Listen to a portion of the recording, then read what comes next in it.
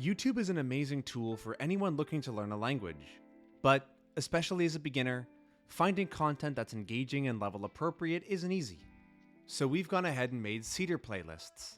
Many of the SEEDER playlists were made by our amazing community of learners over on Discord. If you're not already a part of it, go to refold.la/join. The main idea is to collect a number of videos into one playlist, so that it's really easy to train your YouTube immersion account to show you more videos in your target language. To use a SEEDER playlist, you'll first want to make a YouTube immersion account if you don't already have one. Here's a video showing you how to do that.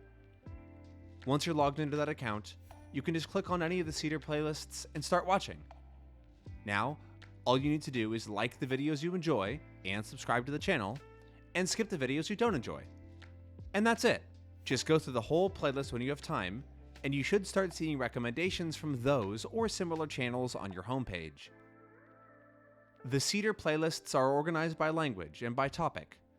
You don't need to use all of them, only the ones that pique your interest.